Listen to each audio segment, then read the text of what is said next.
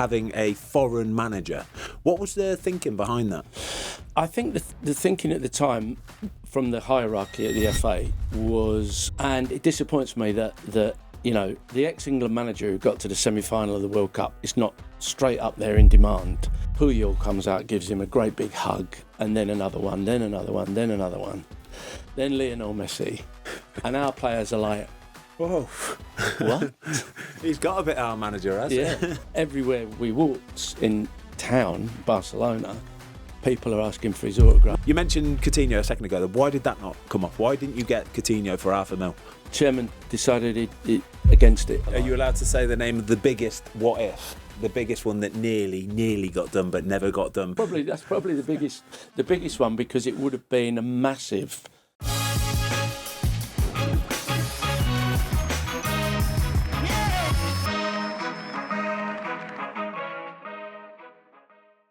Les Reed, welcome to the Fozcast. You are a legend of English football, and instead of me trying to explain what you actually do, because you do way too many things, what do you actually do? An interesting question. I don't know about legend. I've probably tried most of my career to avoid being a legend. Tom? For the right reasons. Within the footballing English the game, footballing sphere, sure. Legend. Okay, I'll take that. What I do now is essentially try and put all my experience into one pot and help people, either trying to get on in the game, as in coaches, managers. I try to help through the PFA. I try to help develop sporting directors and executives, and I do quite a bit of work for UEFA, FIFA. Doing the same sort of stuff abroad. Biggest core part of my business, my consulting business, is advising owners, particularly new owners or investors trying to get into the game, around the football landscape of the game. So I don't do all the financial due diligence, but what I do is the football due diligence, i.e., is this club capable of making that journey? And I think what helps me do that is I've done it with a couple of clubs before, doing it at the moment, trying to help do it at the moment with Wrexham. And over my career, there's a lot of things I see owners have missed. And not only that, the landscape of ownership has changed exponentially over the last 10 years, from the guy that bought his favourite club who made good, millionaire, to billionaire, private equity, capital finance. It's a whole different landscape. So trying to help guide people through that, but at the same time as understanding that, help managers, coaches and players who are now working in that different environment because it's changed. All of that speaks to somebody with experience. So where have you worked? Who have you worked for before then? Well, like everybody, I started with dreams of being a footballer and playing for England, and I only ever played really at the lower levels or at in the reserves at bigger clubs, and then through non-league, getting to the point where during that period, if I wasn't going to play for England, I was going to coach England. So I was quite lucky. Early days, I played in the reserves at Watford when Graham Taylor first came into the club. So not my first a rodeo with celebrity owners. I was at university playing for the reserves, studying physical education. And then by the time I left uni, they'd gone from the 4th division to the top 1st division. So that was I missed that opportunity. But he recommended I went to Wycombe Wanderers, which was non-league then, conference level.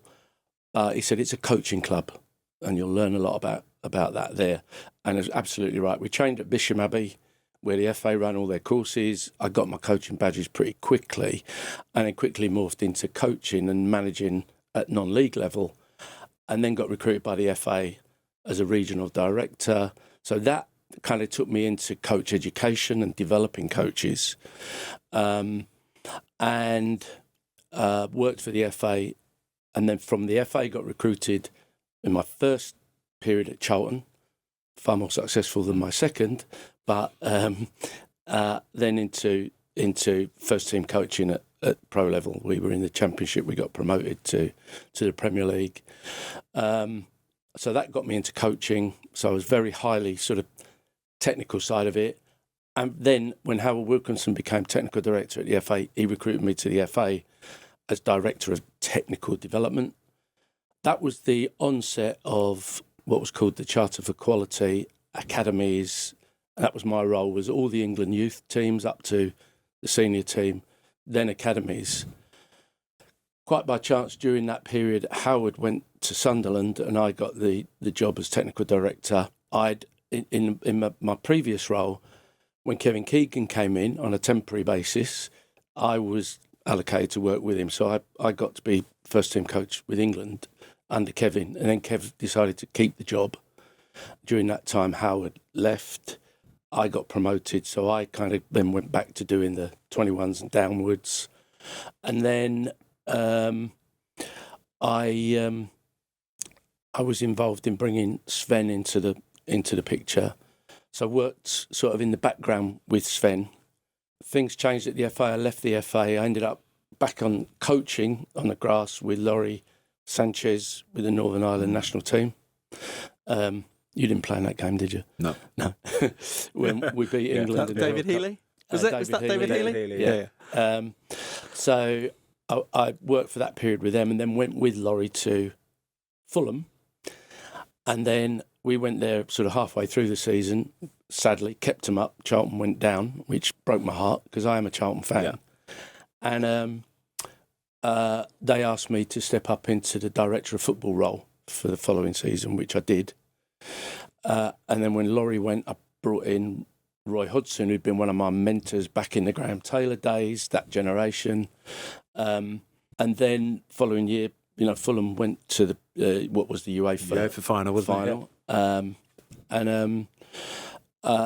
I plopped back to the FA again. So it was kind of between international football and club football. So if you add all that up, and the fact that I've had some really good mentors, as I said, Graham Taylor, I stayed in touch with Graham till he passed away, went to his funeral. It was fantastic. The whole of Watford turned out.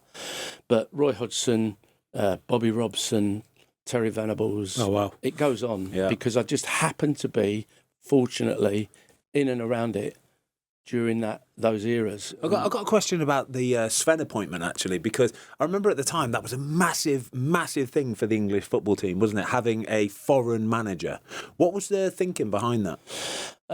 I think the thinking at the time from the hierarchy at the FA was we want to do something different. We've gone down that line, and it's almost delivered with Bobby and Terry, but what's out there now? Let's get someone, and he had just won the league at Lazio. Having I don't know if we won or got to the final of the UEFA, whatever it was called then, with Gothenburg.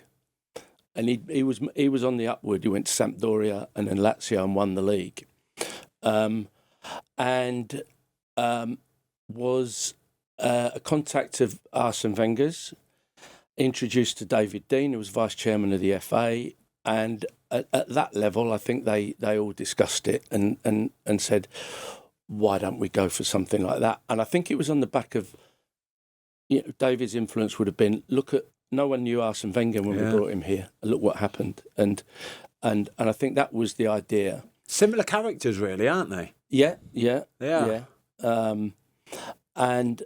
And I think so my input was with Howard at that time to go to Rome, meet Sven, and kind of rubber stamp it or kind of say, yeah, we think he gets it. They wanted some technical cloud cover, really. So we went there, disappointed Howard significantly because he thought we were in for a magnificent pasta evening with a few bottles of the best Italian wine, and Sven drummed up a Swedish meatloaf because Tord's favourite dish. Tord Grep. Yeah. So we met Sven and Tord in his apartment overlooking the Vatican, as it would, and had a great evening, a terrific evening. There was a Leeds game on the telly, and Sven put it on in the dining room on the basis he thought Howard would like to watch it. Whilst Nancy went in the room next door to watch Juventus because they were playing and she was a Juventus fan. So it was a funny evening. But what I think hit me most was I loved his personality and his gentleness, his sort of, and for me it will resonate with the players. The thinking behind it, I think, was connected with Arsenal's success, but in the background. But it was a big step. Was he keen when you first approached him? Was he keen for the job? Yes, yeah. I think that impressed me as well. Yeah. That it wasn't one where I'm the champion of Italy at the moment, but he was keen. This episode is brought to you by Expedia. One of the best things about being on holiday is that feeling of total freedom. No alarms, no meetings, no to-do list. Just waking up and doing whatever you want. I have just recently gotten home from a family holiday in Mallorca. It was supposed to be a lovely, chilled week in the sun. The hotel we were staying at, though, had proper bad boy road bikes to hire. So I ended up waking at 6 a.m, getting a couple hours to myself on my bike and back home before the family had even gotten out of bed. Some people like to relax and chill on holiday, and I like to do that too, but I also like to ride my bike. Expedia make these spontaneous moments easier and more affordable with Buy More and Save. No matter when you book multiple items for your trip, flights, hotels, and car rentals, you can save. And if you're a member, you can book one part of your trip first, then add more right up until your last day of travel. It's never too late to save. Book now with Expedia. Savings vary, members only, at all protected. With Sven and that golden generation, do you think, because when you look at it, we have a conversation and you look, and people always say golden generation should have won something. Look at the other golden generations, the Italians, the Spanish, the Germans. We weren't the Brazilians. We weren't alone, were we? No. Do you think there was an element of underperforming, or were we where we should be at the time? I think what we failed to achieve really was the continuity and stability that it takes. I'd done a lot of work with my staff when I was director of technical development. Who wins World Cups? How do they win it? And we looked at the recidivists: Brazil, Italy, not Spain at that time, Germany. Yeah, and there was this sort of consistency, stability. Through the way they developed players, the way the players got international experience, and a lot of things they did. But for me, stability and consistency were two key factors. If you take the Brazilian coaches that won the World Cup, they weren't well-known names until they won the World Cup. And then they went to a big club and became famous. It was kind of, they learned international football. They'd come up through the system in the way that Gareth Southgate did. And I always felt at that time there was such. I think Fabio was a classic example of won everything domestically, and in club football didn't adjust to international football. Yeah. But I think the thinking was, well, he's won everything. He must be able to win a World Cup. But as an international player, those camps, those times away from those long blocks of period when you're together, and then that 3 to 6 months of not seeing anybody takes a different style of management, a different way of going about it, which Gareth learned through doing under 19s, under 20s, 21s, and so on, going to tournaments, tournament strategy, that kind of thing. And it boils down to choosing hotels, training grounds, facilities. And I don't think we did that well during that period of the golden generation. And I was involved in 3 World Cups. And I think we hadn't either learned those lessons or we hadn't been exposed to that. And then when I became technical director, I tried to change that with what we called Club England, and which eventually led into the DNA, FA DNA, which was to try and get that kind of continuity through international football, which, we got close with Gareth. Yeah. Yeah, I think he did an incredible job, and I don't think. Don't get me wrong, he gets respected and he gets talked about really nicely for what he did. But still, I think some people don't really respect how much of a good job he did. He turned it round in that 9-10 year period from a team that struggled to get past quarterfinals, really, didn't we? To perennial semi-finals, finals. I think the cultural element can't be overlooked. I think that's one of my biggest takes. Yeah, finalists and semi-final and World Cup. Was it semi-final in the World Cup? Yeah. But the cultural shift, I think, was there to see. You lived it. Yeah. And you did tournaments, and I've spoken about how miserable it was. Oh, it's miserable. Well, the first England team I got into actually was Sven. It was I had a little bit of experience with Sven. He was a lovely guy, nice and calm, very just quiet almost. Really, let his coaches do it, let the sort of senior players in the team lead it, and then you fast forward to a Fabio Capello, for example, who was just, my gosh, you weren't allowed to have ketchup, no oil, no cheese, no fun, no nothing. But I look at what Gareth do, and I just think, you know what, to get that group of lads, a group of young lads as well, to do that year after year and tournament after tournament, that's massive respect, isn't it? Yeah, and to flip that from, when I worked with Kev, it was very relaxed, unbelievably relaxed. Golf days and trips to town for shopping, because David was the captain. But it went from very, very relaxed, and if a little bit old style, if you like. Don't like to say old school, but old style. Card games, it's all out there. It's all been, and all that. But they loved him. Kev was one of the boys, and it was fun. It was good to be around. But a little bit of a lack of attention to detail. And then I think Fabio went the complete opposite. Yeah, too much. Absolute detail and no fun.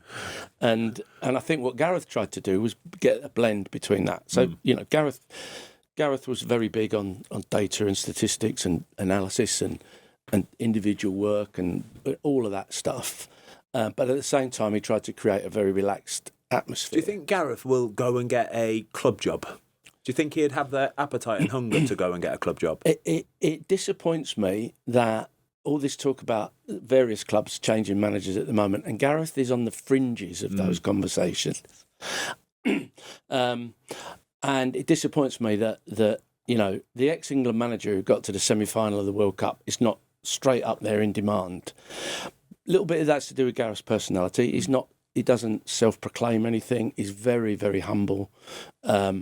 Gives credit to everybody else and where it's due. He doesn't self-promote.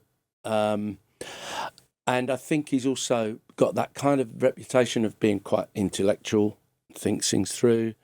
So it's the way it is at the moment is everybody should have an individual brand. Everyone's got to have their own brand. And whilst other managers are branding themselves in different ways, Gareth's never kind of gone down that route. We've spoke about it though, haven't we, Ben, where there seems to be a bit of a modern approach with some of these younger managers where it's like they want to be perceived as a thinker or the smart, the clever guy. Whereas when you look at, and some of them maybe, some of them I don't think are, but when you look at Gareth, you go, well, that's exactly who he is. Yeah. That's exactly who he is. He's got experience with it at the same time. And when you're looking at the current situation with Spurs, this is filmed kind of mid-March, so it might change, but you look at when they bring in Igor Tudor, Ben, and you think someone like Gareth, maybe he didn't want the job. I agree with Les. I think it's I think clubs are afraid of it because of the public perception of it. Yeah, absolutely. And that's the reason why they don't go and do that. They go for an easy choice, really. Something that let's just get a bit of fight into the lads, and they'll go for somebody that does that instead. I'd want to go for results, though, wouldn't you? Without doubt. Somebody who can set the whole structure, the whole ethos of the football club. But I just think that Gareth Southgate just hasn't got that, maybe that aura about it, so clubs are scared to do it. Yeah, I think clubs are very media and publicity conscious these days, and so I don't know Igor Tudor, but he's got a good track record, especially in doing this kind of thing. I would think that would have been higher up the list than can he actually get results? Yeah, long here. term. And ownership, understanding what gets results. It's not a big flash of personality. Get someone through the door and everyone will jump and do their bit. And the guys making the decisions about bringing in the owner probably are not doing the research on what's gone wrong and why are we doing this. So what do we need to fill in this post? It's quick fix, isn't it? It's always right. Let's just plaster it. Let's keep plastering it. And give something to the fans. Give something quickly to the fans. We're doing something, and it's kind of like hopefully it'll work. And so I don't think enough thought goes into that when managers are being A, assessed, and B appointed. And it's always amazed me because I did it back in the Southampton days when the former chairman fired Nigel Adkins after two back-to-back promotions, quite by surprise. I remember, and it was massive surprise. Basically said to me after the meeting, which quite by surprise he wrote me in on, and said the board have decided that it basically went. So what do we do now? And I'm like, well, number one, you made a decision. You didn't ask me about it. You did it. And number two, you haven't got a plan. And that I think is actually quite common. That's shocking. You know? Do you remember, Ben? Yeah, I do. Because Poch went in, didn't he? Yeah, After Nigel. We went through a whole process of trying to find a new manager. And I was kind of insisting on we have to go and do a proper process. So that might take a bit of time now.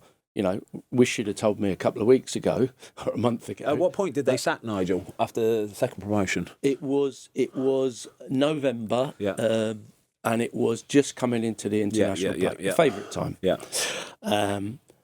and it worked out accidentally in this case very, very well in that we had something like a 10-day break, and we'd been talking about. I'd been trying to say to the chairman, why don't we let Nigel take the players abroad, take them away, take them somewhere sunny, and because we were 13th, I think, but it was just a place like let's regenerate and then kick on. Obviously Nigel went, but that was still on the table, and because it ended up being Poch after several candidates, and that's another story, but what Poch brought with him, because when everyone was saying, who's Pochettino? Like, what are you doing? You know, but I'd met him and I knew him, one, because we were trying to sign Philippe Coutinho, you know, who we'd have got for about 500 grand at the time. Oh, where was he at the time, Philip? Espanyol. Oh, wow.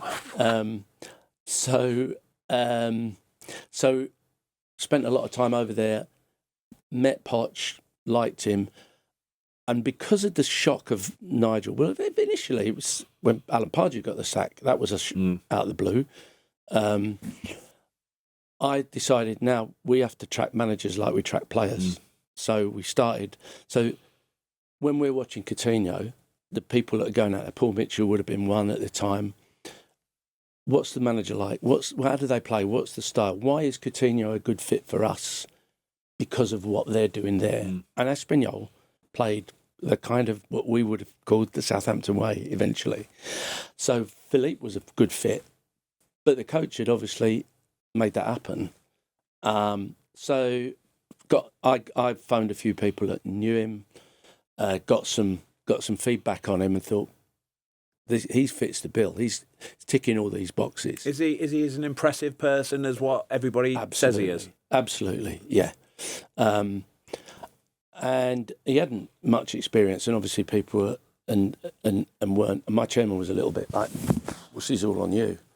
Later on, it was all I found him. Yeah, of course, yeah. Of course. But what Poch did was, which I knew, was he took the entire squad for 10 days, or it was about 9 days to 8 days training, to Barcelona's training ground. We were training on the pitch next to Messi and all of that lot. And everybody, we arrived in the bus at their training ground. The big doors opened, and as we arrive in, the Barcelona players are all getting changed, milling about. Puyol comes out, gives him a great big hug, and then another one, then another one, then another one. Then Lionel Messi. And our players are like, whoa. What? He's got a bit of our manager, hasn't he? Yeah. So Was this early doors, obviously? this was his first time he met the players. Clever. Yeah, and then obviously we went out to an Argentinian steak restaurant in the evening, one of the evenings, Poch made a bit of a speech. Everywhere we walked in town, Barcelona, people are asking for his autograph. Mauricio. Yeah. So our players are like, oh no, this guy's... He's the real deal. Yeah, and it was the same with Jesus and Miguel and Antonio. Because Miguel and Miguel, Antonio and Poch had played together, PSG. And then suddenly this came out. He played for PSG. Oh, he was the one who tripped Michael Owen up in the World Cup. Yeah. Oh, he's an international... and all of a sudden his reputation... So that meant the players were eating out of his hand before we even got back to Staplewood. And that, the rest just was history. I've heard that Mauricio Pochettino's training was brutal. So I was in the England team at the time, and we'd have Lallana would come in, and I'd see a few of the other lads, and they would say, "Oh, we're doing double sessions. We're doing double." And I was like, "We're in like November. Like, are you still?" And he's like, "We're doing double sessions. That's just what we do." Yeah, and that was all. Once he'd established that authority by what we did in Barcelona, and explaining to them, this is how I work. They bought it, and almost like, we're proper professional now. We're doing double sessions, as opposed to bloody hell, we're doing double sessions. It's November. Yeah, pre-season, fine, not November. Some spin doctor on the patch. All of that. We had to change the gym. We had to change everything in terms of the equipment used and everything. And Jesus was massive on that. Jesus' background was sports science, and everything measured. Every player got individual plans, targets, and they hadn't been getting that. And what that meant was the players like Jose Font, who'd played for Sporting, and at that point was not an international player, but thought he was. He was, I'm having this. Now, he was the captain. So if he's having it, everyone's having it. And then when we wanted to bring in players, like Toby Alderweireld from Atletico Madrid, one look round, the training ground, talking to Mauricio, it was like, this will do me. Because it had gone from, championship to proper high end, and we rebuilt the training ground at the time. All stuff that some of the players that came up with us hadn't seen before, and it just took us to a level where we became a destination club for players like that. We had a physio at West Brom at the time called Steve Wright, shout out Bear, and he joined Southampton. We were gutted that he left. To be fair, we were gutted because he was brilliant at his job. But I remember we used to go out on the bike quite a lot, and he was telling me everything about the training ground and how they do it. And I was just thinking, my gosh, this sounds like an unbelievable club. And when you're bringing players in as well, and you're down there in Southampton as well, you've got the New Forest just round the corner. Oh, it's a beautiful place. Am I right in saying that those couple of teams like Southampton and Bournemouth, they're quite desirable for players? Without doubt, yeah. Because we're not far from London. If you're not going to be in one of those London teams, this is your next best bet, because you get the weather and it's just beautiful. There's so much to do, isn't there? Yeah. I remember we signed a centre-half called Jos Højveld. Yeah. And Jos, the Dutch, obviously, he was a great character, really great character. And that was League One. And he'd been playing in Eredivisie, and when we signed him, he said to me, "You know what?" He said, "What really attracted me was we went for a walk. Is it called Sandbank? And I saw palm trees." Yes, true. Yes. What do you say? Yeah. It's like that. It's like that in around Wolverhampton. It's got loads of them. Yeah, all right. That's the UK for you. Can we talk about some of the other players that you had in your sort of time with Southampton? Because the list is just phenomenal. Frightening. The amount of money Southampton were making just selling players to Liverpool alone was just frightening, wasn't it? You mentioned Coutinho a second ago. Why did that not come off? Why didn't you get Coutinho for $500,000? Chairman decided against it. So we went for another player that he'd unearthed, and no disrespect to the other player, because he was a good lad, but he didn't go as far as Philippe. So, How much did Coutinho go to Barca for? So 118 was it? Blimey Was it no. 118 mil? Yeah, Oh it was, my yeah. gosh! Yeah. Right, let's talk about some of these Southampton players then, because I've got the list in front of me, and we were trying to think on the way down, Les, about where this team would finish in the Premier League during your time at Southampton. So Fraser Forster would have been in goal, Nathaniel Clyne, Van Dijk, Jose Fonte, Luke Shaw back four, Victor Wanyama, Morgan Schneiderlin, Sadio Mané, Adam Lallana, Dusan Tadic, what a player he was, by the way, and the handsomest man in the Premier League history, Graziano Pella up front. That's a serious team, isn't it? Yeah, I can't believe you left Ricky Lambert out. Well, we've got him in here, so we're going to talk about on the because bench, is it? one He of wouldn't be happy with that. in one summer, 2014, you sold Alam Lallana, Luke Shaw, Dejan Lovren, Ricky Lambert, and Chambers. Callum Chambers, was it? and Callum Chambers to Arsenal. Like, how do you find all these players And still finished 7th the following season. and still finish seventh after selling all of them? How do you go about signing all these players? The thing is, it's very much related to some of the stuff I do now. But obviously, I learned a lot then, which is used to be this kind of feeling that you can't be a selling club and be successful on the pitch. You know, so if you sell all your best players, there's only one way you're going and all that. And I just didn't believe it. There's a limit to what some clubs can spend as their, if you like, transfer budget. I don't believe in transfer budgets, but it's a phrase. And therefore, if you're at Southampton, then you have a limited budget, which means you can't buy 11 international players. And if you want to be in the top half of the Premier League or the top 8, you've got to have, they need to be all international players. Yeah. If you look at them, they're all internationals of some form or other. So how do you do that? So we happen to have had a pretty successful, reasonably successful academy. And when I first went to Southampton in 2009, there were no academy categories. You were either an academy or a centre of excellence. And in that second year, categorisation was coming in. So we had to be Cat 1.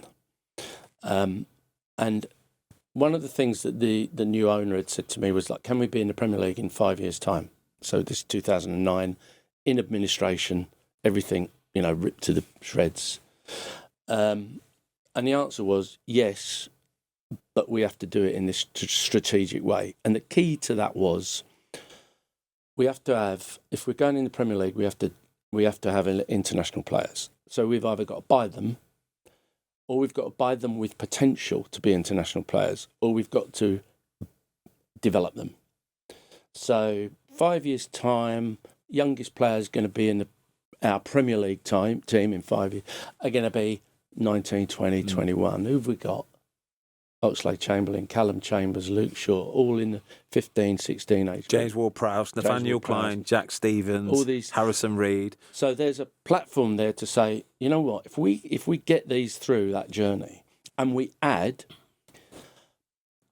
players with the potential to be international players through the transfer market, we can do that cheaply is easy word to say, but cheaper than others. And if we have a proper development philosophy at our club, i.e. hire coaches who are going to make all our players better, then we can develop this international team that can finish in the top 8th. Top 8 in our case, 8th, 7th, 6th, 8th in 4 successive seasons. Cup final and the semi-final at Wembley. Cup win. The first one was a cup win, Johnson's Paint Trophy at Wembley. Then you've got the fans on side because they've had a trip to Wembley in League One. And Means so much, doesn't it? Yeah, buy into this, and we can give you more of that. Yeah. Then 4 years later, you've knocked Inter Milan out of the Europa League. That's incredible. In the San Siro. So how, Les, do you sign? So I guess the big question is, we talk about it regularly. The Virgil van Dijks, the Lovrens, the Manes, clearly very, very good players. Why aren't Man United, Man City, Liverpool buying them? Are they identifying them, or do they want them to have a stepping stone club to prove themselves?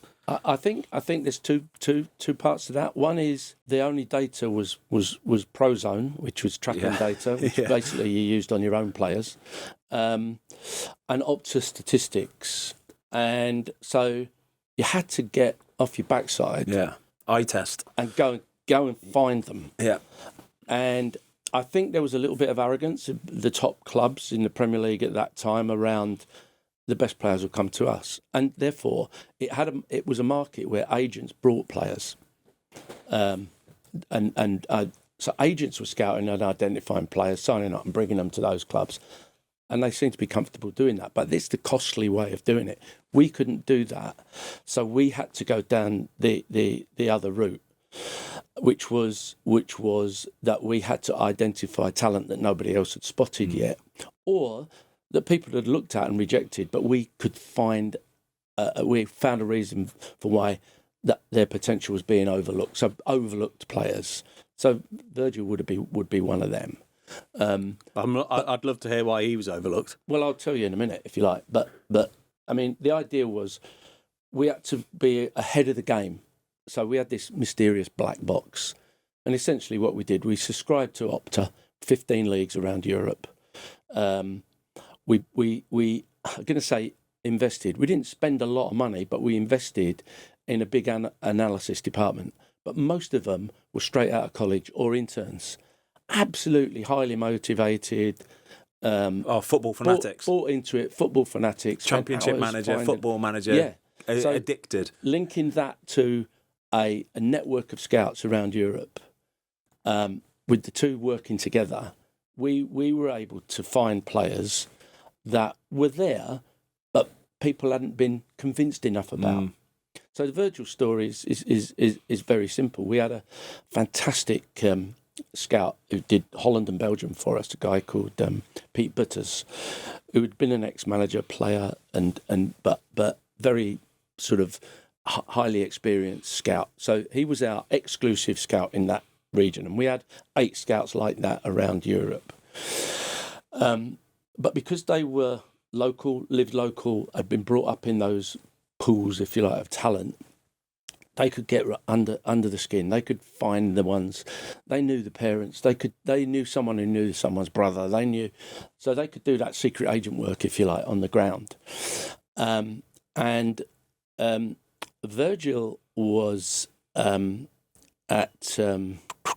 What Dutch team? Got to get it the right way round. He was at Groningen. Yeah, Groningen. Yeah, and he was a little bit of a star coming through the youth system, but like players of Virgil's build and size now, he was a bit scrawny. Shot up before he filled out. So the usual old school scouting, not sure, he's a bit gangly. Not strong enough. Not strong enough. Can he get his feet in the right place? Was all a bit of that going on. But then he broke through and he did really well. And then he got appendicitis, got peritonitis, and virtually spent a year out. And anyone else who was watching him at that time gave up. They moved on. Oh, he's done. He's not coming through. Not Pete. Pete carried on. He then came back at 19, got in the first team, did very well in the first team. And Pete then started going, right, now we need to start thinking seriously about this boy. But Celtic got there first, and he went to Celtic. And it was kind of, okay, don't panic, he's going to Celtic. If he can do it at Celtic, then we just need to be ready. So we carried on watching him at Celtic and Fraser and Wanyama, on the basis that if you are at Celtic, you're in that goldfish bowl, that unbelievable cauldron of pressure, and you can handle that. You can handle the Premier League. But 2, you're going to play in the Champions League. So they all played Champions League football, and I've got some great clips of Celtic Barcelona where Fraser makes 3 or 4 point blank saves that are ridiculous, and it's like, right, go, let's get them quickly. Straight in. Now, to be able to do that, me as the sporting director, although I never had that title, had to have the trust of the ownership to just go and do it. Once you get into, we really fancy this one, he's going to cost 12 million, have we got it in the budget? And you wait 2 days to get approval, it's gone. But I was fortunate that I had the authority to manage that. So then you get into succession planning. If we sign Virgil van Dijk and he's successful in the Premier League, he's not going to be there forever. Where's the next one? So when people look at me and go, wouldn't it have been good if you'd have had Jose Font, Dejan Lovren, Virgil van Dijk, but you're never going to, in a Southampton, you're never going to have them all at the same time. One's going to come when Toby Alderweireld, one's going to come to replace the other. But as long as you've got that succession plan and that list in place and you're continually tracking them, I can go, right, I'm doing a deal for Dejan Lovren at Liverpool. Let's accelerate the Virgil van Dijk purchase from Celtic. So, and you apply that to every position. So you mentioned Dusan Tadic, always in the system as when Lallana goes, we'll go for him. We'll go for him. He's number one. So look at modern day Premier League, and again, it's something we do talk about. So are the Bournemouths and the Brentfords, are they just better at this than clubs that are bigger than Can them? I lead on from this? Sure. Because I saw an interview with the Brentford owner actually the other day. I saw it, yeah. And he came out with a statement, and I thought, do you know what? I think you might be right, actually. Well done.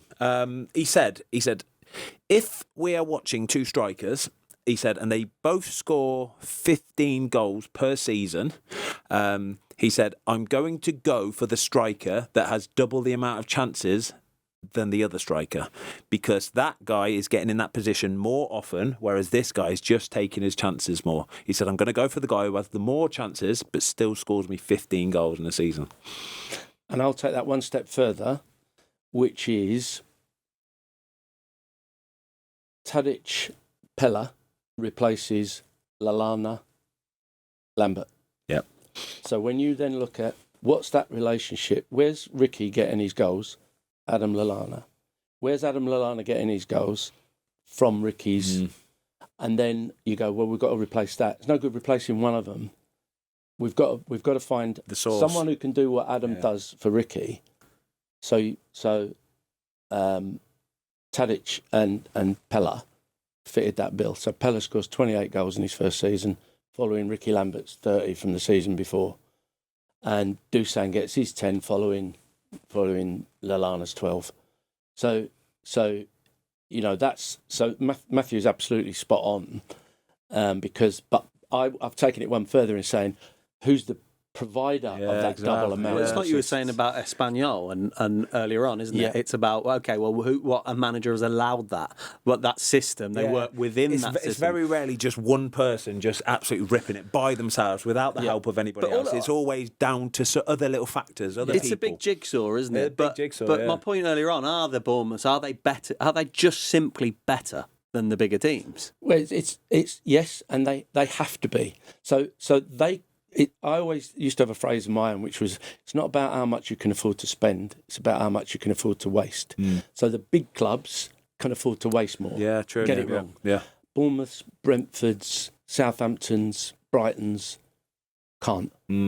Their gap is much smaller, so you've got to get it right. So you've got to get better at it. Do you think players? I think there's a part of it where the players see it. So say if you join in a Brentford or a Brighton, wage-wise, you're going to probably jump to about maybe 60, 70 grand a week or something like that. But you know in the back of your mind, if you're a success of it, you can then go one more step and then you get the big bucks. But that also comes for me with a little bit of, as soon as you sign the big bucks, it takes away a little bit of hunger. And that's where I think we see a lot of failures at the bigger clubs for lots of money, when players go into this amount of money and they lose that little edge a little bit. One thing we were going to ask you, because obviously I think at Southampton you were responsible for contracts and everything else. Did you ever experience that where you felt let down by a player that maybe you rewarded a new contract, where they kind of got the deal and went, okay, I'm comfortable now? No. I'll say certainly not in this sort of Championship Premier League period. We signed a few, like going from League One to the Championship on that basis of them being experienced Championship players. And I did get a feeling with one or two of them, it was like, oh, I'm stepping down, but I will step down if I get more money. And they didn't last very long. But I think the thing is that it's a difficult one because, you know, there were a couple of players and one pretty famous incident around one of them, where they were awarded new contracts based on, you know, our success, their contribution, and the agents pushing for it. And within a very short period of time of saying, I want to leave, because they'd been approached externally. I always had almost unspoken, well, it was spoken, but arrangements or reputation, if you like, with agents and certainly players, which is when the time's right, and it's right for us and it's right for you, there's not going to be any fuss here, you know. But we need to be honest with each other. We need to, you know, if I get an offer from a bigger club and I think that transfer fee is going to be good for Southampton, I'm going to let you know, and you know, we'll come to an arrangement where we agree on the sale. If you get approached, let's not worry about all the rules and regulations. If you get approached, and it's usually a conversation with the agent, like, let's do it, you know, let's do it professionally. Let's be honest about it. Let's talk about it. Let's be honest. And if the deal's right, because, you know, I knew when I was signing Virgil van Dijk or Sadio Mané or most of them, that Southampton wasn't going to be their final destination. Yeah. But as long as Southampton benefited from us showcasing and developing them, and we were able to continue the pipeline, then that's fine for Southampton. That's the way we can stay in the top 10 in the Premier League. So how do you determine the right? Sorry to interrupt, but how do you get the right? How do you land on the right number? How do you go? Virgil van Dijk, 75 million. Because in hindsight, you could say it's 150 million, but at the time he was at Southampton. So how do you land on the right number? There's people ask me that question all the time. There's a lot of tech out there at the moment, like transfermarket.com, who try to value players, and generally it's wrong. Mm-hmm. But what they're doing is using some parameters and comparisons with other transfers, and it'll get more and more sophisticated with AI coming in to be able to say that player is worth that. It gives you a kind of benchmark, but essentially it's negotiation, and it's what someone wants to pay and what you will. It's your bottom line against the maximum they'll pay, and you only get to find that out by talking. And how much of a negotiation is it? Is it like a negotiation? Is it a game? Is it a real game? Or does someone like Liverpool come in and go, we want him and we're not messing around, here's 75 million. And then do you go, that's their first offer. 80. No chance. No, we don't. No one takes the first offer. It's a game. Is it a game? It's got to be a game. It is a game. It is a game. And unlike most games, you get better at it the more you do. And you can pick the tells. It becomes a more complex game when more people get involved in it. This is a module I teach on one of the courses I run, is about this understanding who you're negotiating with. Because I'll give you an example. 6 out of the 7 players I sold to Liverpool, I negotiated with Ian Eyre, who at that point was the chief executive. And it would be usually around April. All right, Les, me again.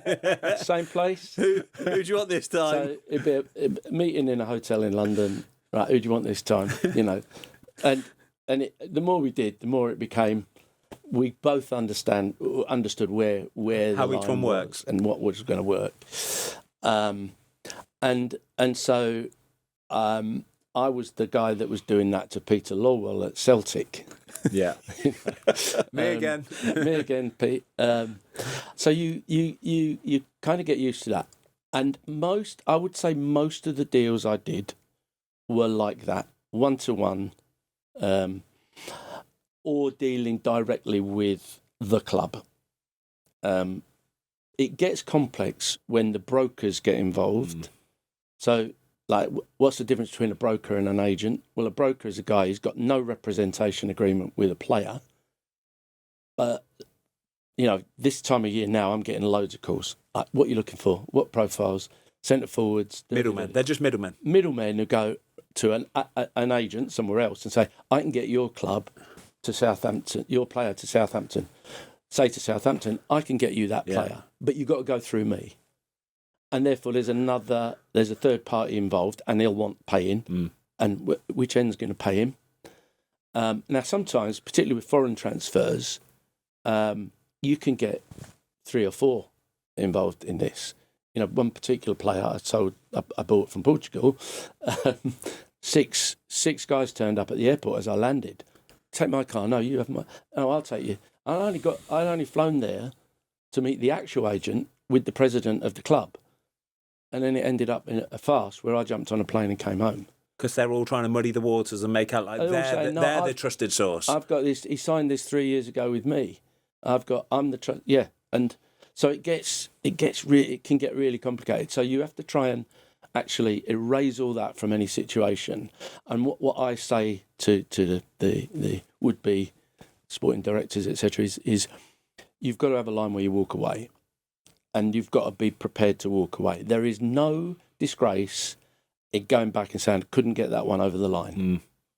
And I know 2 or 3 I walked away from that then they went to a different club, and then that club had serious problems. Are you allowed to say the name of the biggest what if? The biggest one that nearly got done but never got done for complicated You can't reasons. trump Coutinho, surely. That's probably the biggest one, because it would have been a massive a huge sell-on. Sell-on and so on. So, yeah. Is there an instance where you beat a big boy to the kill, so to speak, where you were in with someone, and I guess as an underdog you went, do you know what, guys, we've done bloody well to get him because X, Y, and Z were sniffing as well. I think we were pretty good at judging where we were, and therefore this is silly going for this one because he's going to go to United or Chelsea or Arsenal or whatever. So where we were very good at it was young players, both retaining the Luke Shaws, because like everyone wanted Luke, all the London clubs wanted Luke, but we were able to persuade him that his future lay with us. And of course, once you do that once, twice, 3 times, that argument's easier. I think the Ox was the key to that. I think Luke's generation were one below the Ox, and because the Ox came right the way through, made his debut at 17. And that's an interesting story. And Alex has said this himself on that he not the biggest player in the world. At 15, he had none of that power that he's got now. And so he was kept down a year. So it was one of them, release or let him develop. So kept down a year. Stayed in the under-15s instead of playing for the under-16s and getting a scholarship. Got the scholarship next year, and 6 months later made his first team debut. And then we sold him to Arsenal. But I think the fact that kind of thinking, we were able to explain that to parents and like Mark Chamberlain, Ox's dad, ex-England international, was, it was a little bit, but in the end, convinced. And there was no way we were going to let, almost like keep Alex as a League One player when he could go and join a Premier League club. You can't do that to people. You can't do that. But what it does is you use that then to influence James Ward-Prowse, Luke Shaw, an example, and so on. Now the other thing was, because the Ox did really well at Arsenal, got sold on again, that made Callum Chambers' move to Arsenal even smoother. Because that, and then I think what we developed, which is why Liverpool kept taking them, but we developed amongst that Premier League is the question you asked earlier about, when they make that move, what happened? Do they kick on? Well, they did, because I think we got that Southampton brand. So it meant Big Six clubs were confident of buying players from Southampton because there was this kind of brand that know what they're going to get. Yeah, and in Tottenham's case, took Victor Wanyama when I don't think Victor would have been a player Tottenham would have particularly gone with, and then Højbjerg, who we bought as a Oreo Romeo, and then Højbjerg in that role ends up at Tottenham again. Toby Alderweireld went there from Southampton as well. Did he sign for Spurs from Southampton? Toby, yeah, he did, didn't he? Yeah. Oh, yeah. How many times did you get a deal done where you've gone, oh my God, we've had their pants down, or we've got a bargain, lads? Either way, basically, you've got way too much more than you thought, or you've bought somebody for a lot less than you thought you'd need to. The deal I did with Palace for Nathaniel Clyne, which ended up at 3 million, but started at about 1.5, 1.8 with add-ons. I think that was one where... Happy with that one. I think Steve thought he'd got one over on me with that one. I think, interesting, I went to meet Ed Woodward in town for the Luke Shaw transfer down here at their Manu office.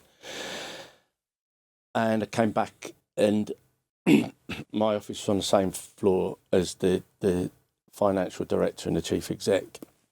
And they had the door open and were chatting. And as I walked down the corridor, they've gone, oh, yeah. Go on then. And I went, well, go on, guess. So what a game this is, by the way. I love this game. So the finance director said 12 million. And the CEO said, no, more than that. 15. So I went, no, both wrong. 30. Where are we going for dinner? with 5 million in contingencies. So that sort of told me maybe what people were thinking that deal. So I thought I've done pretty well there. He's been worth every penny though, hasn't he, Luke? You're walking in with the biggest Cheshire grin on ever. Yeah. And it's only going to be good news, isn't it? Are the best deals the ones where you walk away, both parties are happy, or where both parties are not happy? Because I think if you're both walking away slightly unhappy, then you've either paid a little bit more than you wanted and the other person still hasn't got what they wanted. Do you know what I mean? Yeah, surely that's why with Ian Eyre earlier on, that continual relationship. Earlier on I said about, is it a game? I guess every time when you build that relationship, it becomes less of a game, because I would assume after 2 or 3 transfers, you sit in the room and it then becomes quite easy because neither of you are pissing around. Is that fair? Yeah, absolutely. And that applies to agents as well. Normally the toughest ones are the one-off you do with an agent you don't know.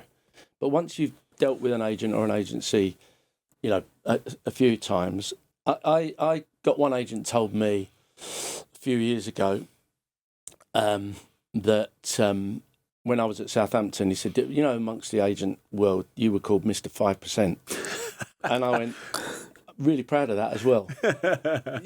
And so what it really meant is the agents knew how I would deal with them and how to, no point in trying it on.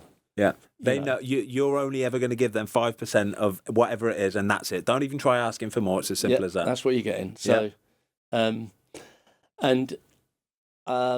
think you develop a reputation both with other clubs in the way that you deal with things and with agents. So everyone knows this is how you get deals done with Southampton, and that's the. That's the best way to get it done smoothly, quickly, and so on. So usually in most deals that would be the case. As I say, sometimes you're doing a deal, a particularly foreign deal, where they don't know that reputation or they don't know it, and then you have to go through the whole circus of that. But I always say, you should always start a negotiation on the basis that you're both there to come to a satisfactory conclusion. You're not there to try and beat the other one. It's not competitive. Let's work together to try and get somewhere where we're both happy. And I think if you walk away from that, then you've done a good deal. Other people will say to you, that was too easy. I've been soft. No. Do you know, we talk about this, the way that we do business with our podcast and our YouTube channel. If we feel like, and it works either way, someone's trying to stiff you over or something, it makes you dig your heels in, doesn't it? And it has the complete reverse effect as to what you're trying to do. Yeah, I agree. I've got a question around the academy. So I think the answer is going to be both. But when you were at Southampton, are you identifying the best young talent, or are you developing them into the best young talent? Good question. And partly it is both, but essentially probably 75% developing them into the best talent. And I think, again, this is where the bigger clubs with the cash and the academies, the big, they're looking for the best young talent wherever it is and hook, trawling it in. And they can do that because they can afford it. I think lower down what you have to do is be good at talent ID. So know what you're looking for in at a particular age, and be confident that with your development program and the way you work, you can develop that into high level talent. So when you get the call then, a few years back, that Wrexham are being taken over by a couple of Hollywood big dogs, what's your first impression and what did they want you to do? So I got the call from Sean Harvey, who at the time was the same board advisor. He'd been brought in, and they wanted someone as a board advisor to advise on the actual technical football side of things and football strategy for the next 5 years or whatever. So Sean rang me and said, was I interested? And spoke to him and Humphrey Carr. And then I said yes. I think that was on Thursday. Then on Friday, I got told Sunday was the last game of the season, away at Dagenham and Redbridge, which happens to be a nice sort of 20-minute drive from me. So fortunately, it wasn't away at Gateshead or whatever. And that they had a chance of getting in the playoffs if they beat Dagenham and then the results went for them. But the key aspect of it was going to be, can you assess the team, the squad, the players? And because, from Monday onwards, we've got 10 days to get a retained list out, and no work's been done on that, obviously, because there was, the situation. So I thought, great. So quickly, fortunately, got a login at Y-Scout. Went back over as many Wrexham games as I could in the next couple of days. Watched the game at Dagenham. Unfortunately, it wasn't a great game. They lost. No, they drew 2-2, which killed the playoffs. But they were losing, and a little bit disjointed, a little bit disheartened. So I thought there's a lot of work to be done here. So then on Monday, got the call to say that the manager was parting company and all the staff. And so job number 2, find a new manager. So essentially, it was like a race against the clock to get a good decision made about the retained and release list with not a lot of time to really assess them. So I focused on that, but at the same time, started to run a process for coaches. And to be fair to them, they gave me sort of carte blanche to do that in the way I would have done it, if you like, at Southampton. So coming out sort of top of the list in terms of the criteria, based on what the owners wanted over the next, 3, 4, 5 years, what they were aiming for, what their ambitions were. Parky came out, at the top of the list of what I thought was reasonable availability and the rest of it. Spoke to Phil. I know Phil's agent very well. Spoke to both of them. But at that time, Phil, there was an opportunity he might have been able to go to the Championship. So was interested, but wanted to think about it a little bit longer. Yeah. And so I then ran the rest of the process, and we had 4 other candidates, and we did a preliminary interview with them. They all presented really, really well, and Rob Mack couldn't make his mind. It was it went to a vote, and there were 4 of us, a classic 2v2. So then Rob asked me, where would Phil sit in this? And I said, it'd still be number 1 choice. So can we talk to him again? So Rob said, let me talk to him. And I just had this picture of, So I rang the agent and said, look, Rob McElhenney wants to talk to Phil. Just warn Phil that he'll probably throw the kitchen sink at him. And Rob, it's all in the documentary, that conversation that he had. But Barry phoned me like 2 days later and said, yeah, he threw the kitchen sink at him. So Phil's interested, but he wants another chat with you. So I had a long chat with Phil about, my assessment of the club, where they are, what they need, what needs doing, and so on and so forth. And Phil bought into it, and the rest is history. In fact, probably Phil's done such a good job that the first team's raced. I mean, you've been there, raced ahead when the infrastructure still needs. Is that the big problem? Do you think is the infrastructure part of it, because they're sprinting in a marathon, aren't they? Exactly. That's exactly what's happening, and it's kind of, you've played for Wrexham and you've played in the Premier League. I don't think in the Premier League you parked your car in the car park, got changed in the changing room, got back in your car, drove off to the training ground, came back and had a shower back at the stadium. Yeah, it's good. But that all made part of the. I don't know what it was. You would know better than me as a player. It's kind of coming from where you came from.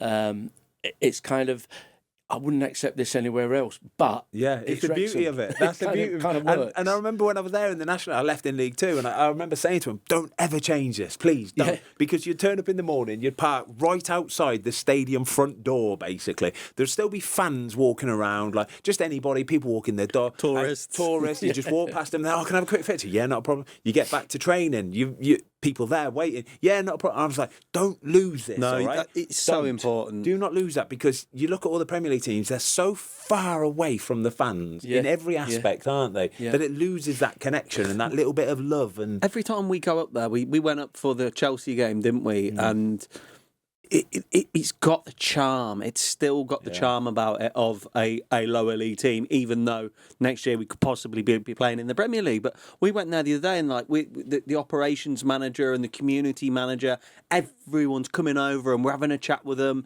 And then when we go filming there, we'll always pop into the pub and see Wayne and have a butty from the van. Yeah. It's just, it feels such a lovely environment, doesn't it? Yeah, it does. Yeah. What it boggles my mind to think how they approach these next few years, because it starts to get a bit serious now, doesn't it? Because when you go up through the leagues, the wages increase, the budget that you're going to have to spend on players increase.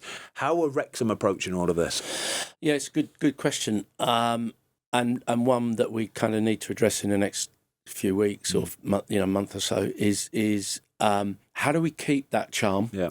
How do we keep that kind of culture that makes Wrexham what it is and makes it so appealing, but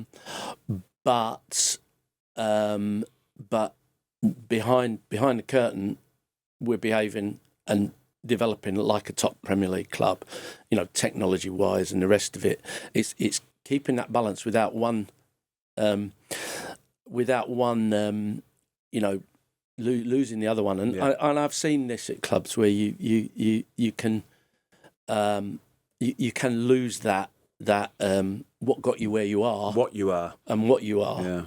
Yeah. Particularly takeovers. You know, in the business I'm in now, is takeovers can do that really unwittingly. You know, they a whole bunch of private equity stroke consortium investors come into a country that they're not familiar with, let alone a sport they're not familiar with, and certainly not a club they're familiar with.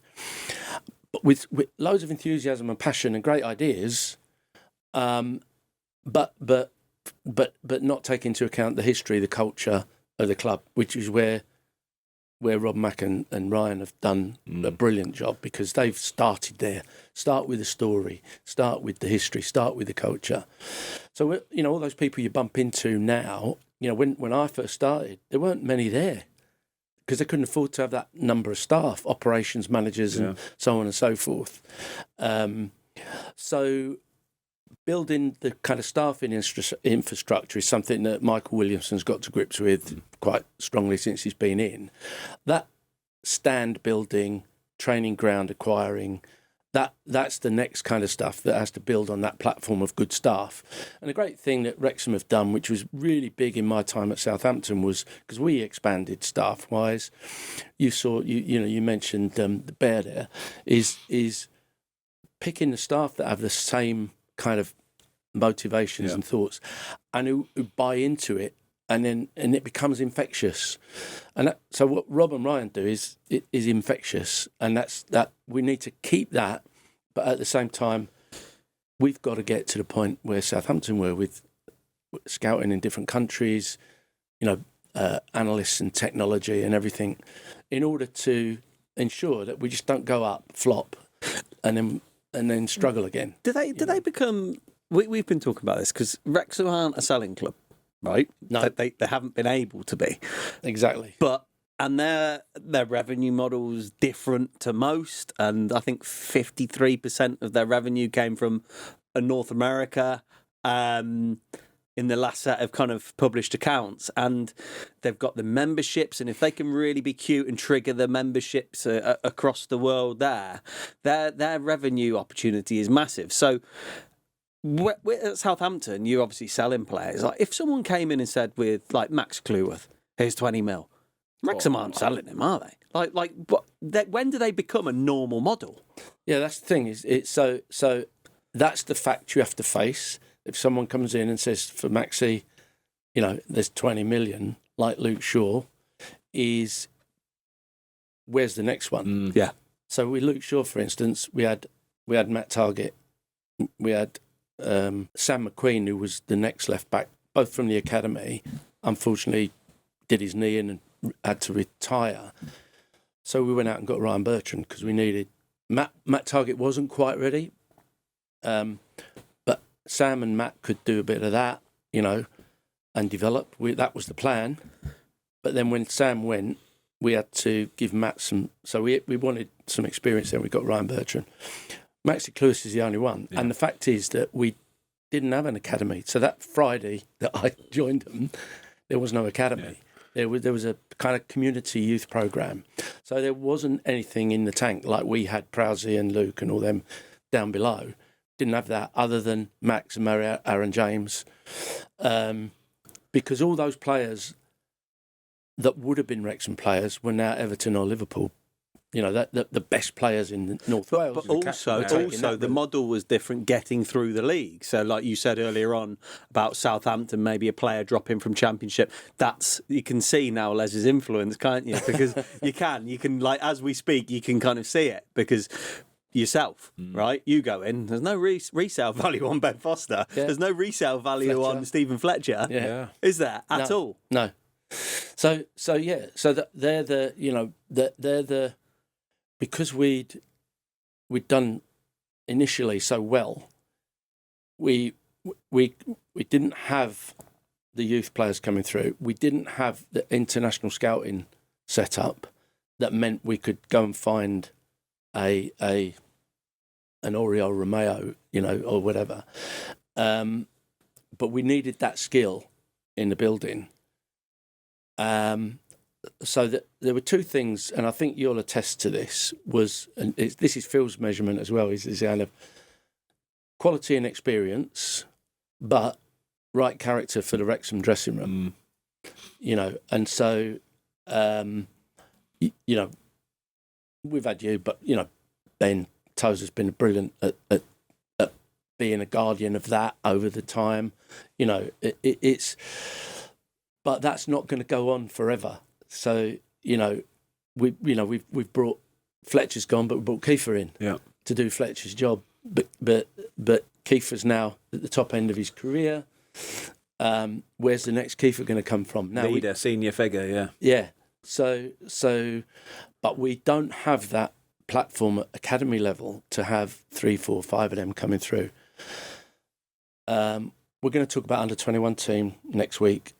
But that for me is the next step. Is we need then to be able to get those Cat 1 released players that we can then develop into, with potential that we can develop into first team players. But we can't afford to go and buy a Premier League team next season. So we've got to get that balance right. So what's really pleasing is we've got the Broadheads and the Ollie Rathbones and those who we think they can make that step. It's like when we did it at Southampton. We had sort of 4 or 5 players who'd been on the journey with us. They'll do a season in the Premier League while we find our feet, and it worked. But one of them would be Radi Jaidi, who was like Tunisian captain, international World Cup player, blah blah blah blah blah. But 32, one season we got out of Radi, but then we had to, So that's the conundrum we've got to deal with now is being Premier League ready. If we get into the playoffs, we've got to be ready for that to go up. Is it going to be a list of maybes and a list of like Premier League? Do you know what I mean? Yeah, because you have to have an A and a B. But you're waiting. If you get into the playoffs, you're waiting for the green light. You're waiting for, if you do get promoted, there'll be a list of, right, we have to go for these targets. Or if you're staying down in the Championship for another year, it's, well, we're going to have to keep swimming in this pool. You've got to be brave before you get to that point. Really? You've really got to... I've experienced it a couple of times now. Like my first period at Charlton, we went up through the playoffs. After we got in the playoffs twice, and the third time we went up. Third time going up, we were ready. Is it Mendonca? Clive Mendonca. Go on, Clive Mendonca. What for? Oh, who was the goalie? Sasha Illich. What was the score in that one? 5-3? 9-8. Penalties, yeah. It was 4-all at extra. Clive Mendonca scored a hat-trick, didn't he? Yeah. Class. Clive got a hat-trick. And then the sad thing about that was Clive got a real bad knee injury that finished him in the first few weeks. And so did Sasha. Sasha cracked his neck coming out punching. And they were Premier League players. Yeah.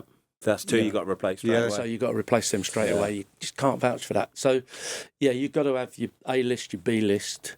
But the other thing about it is if you don't go up, you've got to merge them because you've got to give yourself an even better chance of going up next year.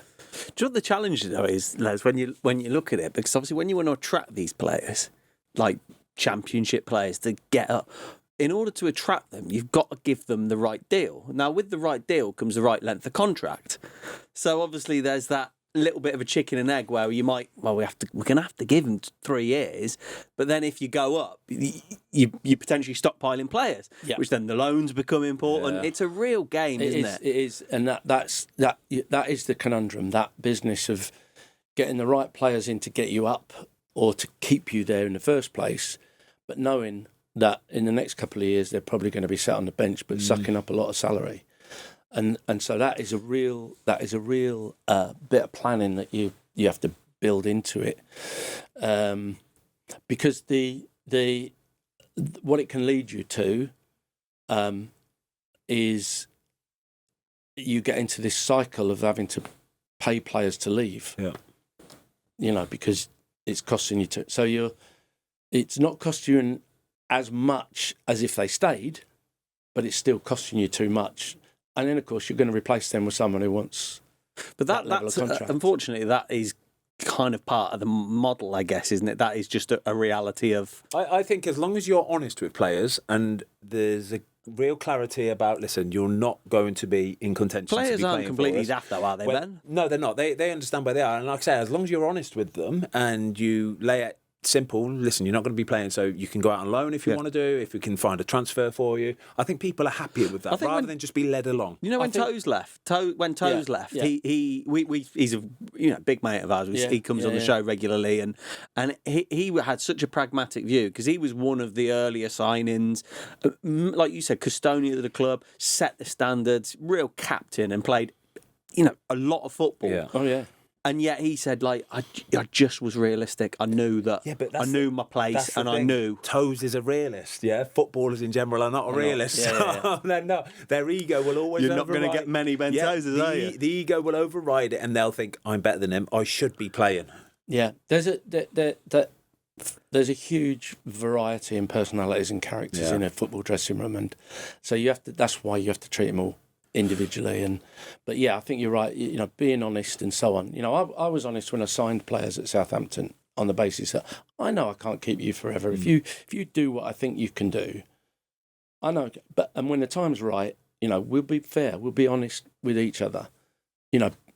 I did that with coaches as well, which was kind of, I'd been used to losing coaches rather than firing them, but the agreement with all of them would be, I'm the guy that's appointing you.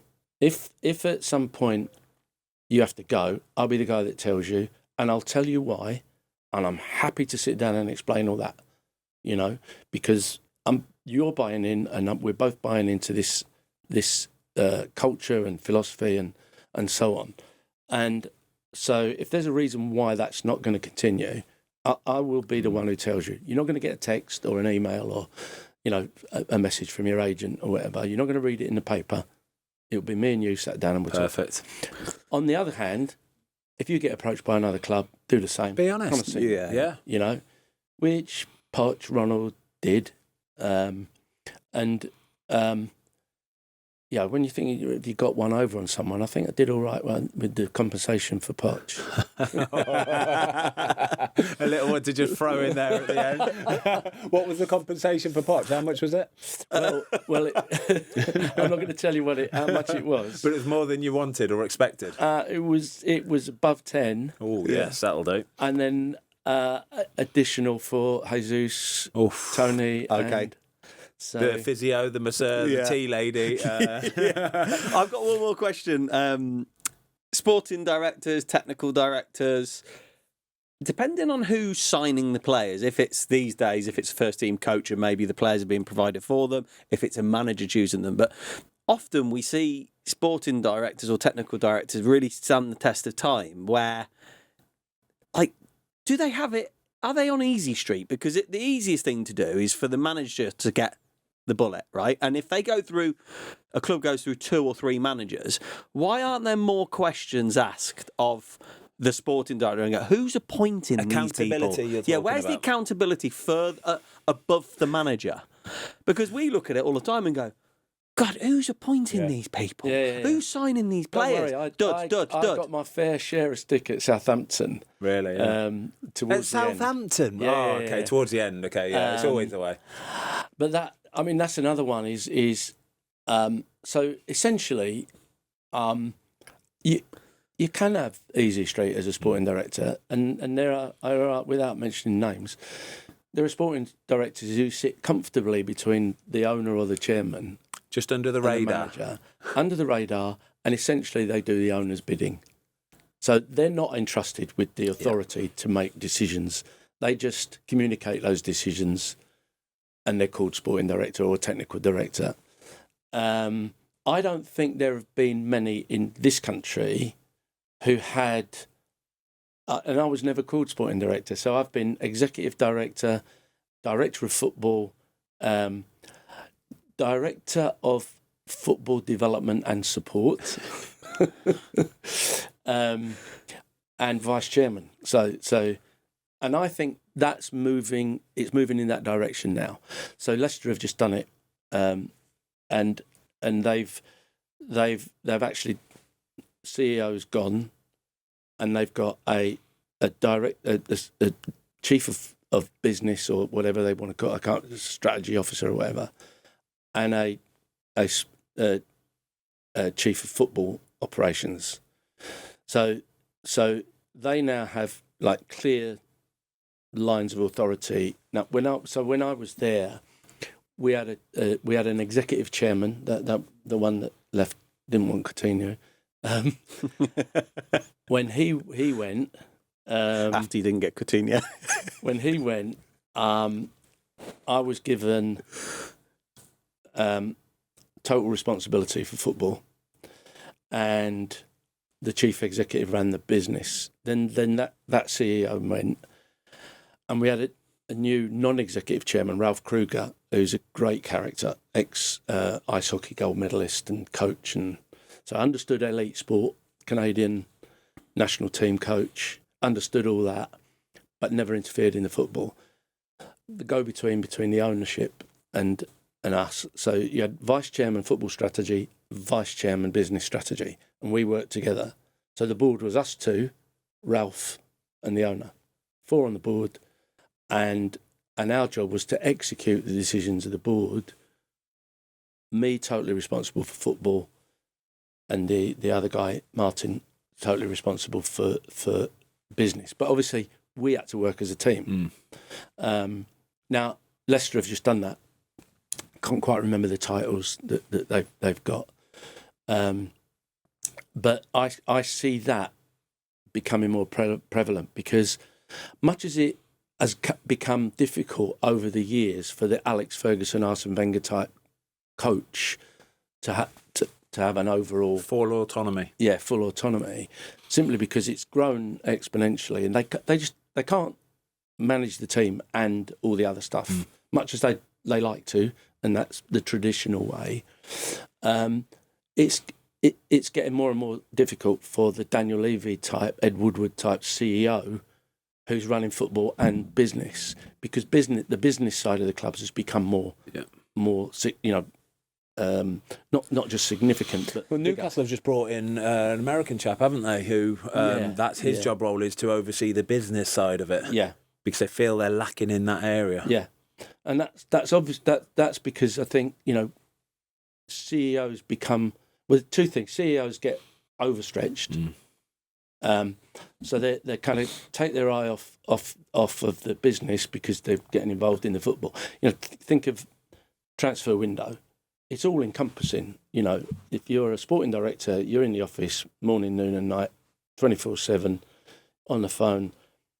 If you're doing that as a CEO, it's really difficult then to make sure the sponsors, all the other bits, all of that side of it's working. Yeah. So I think clubs are beginning to recognise that, but I think it is also there's a North American influence, which there was in Southampton back then, because of Ralph. Was in North America you'd have a GM, who had absolute autonomy over football, and you'd have a chief executive who ran the club, or you'd have in American terminology, VP soccer, VP business. So what I became was VP soccer, and but what that enabled us to do. So that was during that period where we were just flying. We're probably the best period in the club's history.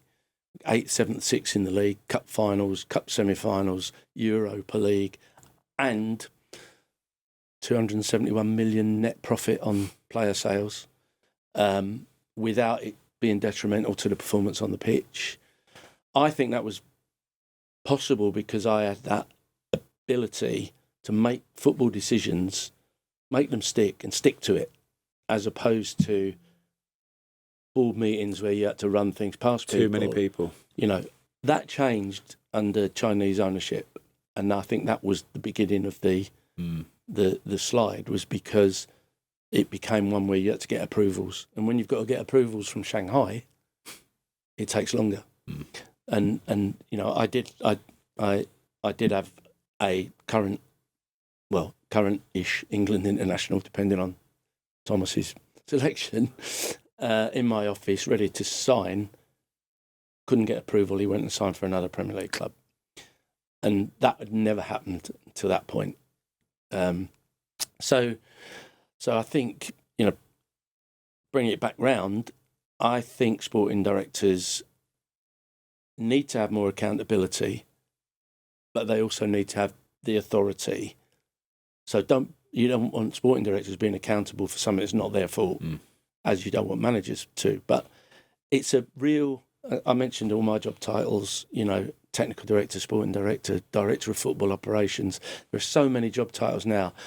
And I think a lot of them are being put there to make it sound like we haven't got a director of football. Don't worry. And sometimes, I know one of my titles was there to keep the manager happy because it didn't say director of football or sporting director. It was director of football development and support, which was totally nondescript. So it wasn't a threat. But I think the game can't go forward. I mean, then you've got Chelsea, you've got 2, and then Tottenham are looking for another one now. And I'm thinking, yeah, but there's a lot of other stuff you've got to get your act together on. But is this being trendy now? We've got 2. All right, we had 2 at Southampton. So our 2 were like from League One to the Championship was myself and David Burke. Dave Burke was head of recruitment. He got kidnapped by Tony Bloom and went to Brighton and set up that system that Dan Ashworth then inherited. So I replaced him with Paul Mitchell, who was at MK Dons at the time. Then when Paul Mitchell went, replaced him with Ross Wilson. Now, I was their boss. They were director of recruitment. In reality, you could say we had 2 sporting directors. You pick the right people, you trust them, but I still think you need that clarity because it's too easy. I remember when I went into Charlton as first-team coach with Alan Kirbishley. I mean, we had a great setup there. Curbs, me. It was a bit like Wrexham. Curbs, me, Jimmy the physio, Keith Peacock, reserve team coach and chief scout, and me, assistant head coach and academy or youth overseer, whatever it was. So I was in first team and youth. Keith was reserves and scouting, and Jimmy the phys was a physio and a kit man. That was us, and all on the same page, I bet. Yeah, exactly. Absolutely. On Friday, I remember Friday afternoon, Kerb sitting there with his little box, paying expenses to the kit man, the laundry lady. That can't happen now. No. And I know sometimes people reminisce over that and go, like you said, I had this discussion with Laurie Sanch, who had a similar setup with Bez and Gibbo and which Laurie's going, why do we have to have all these analysts and scouts? And I can't, why isn't it so simple?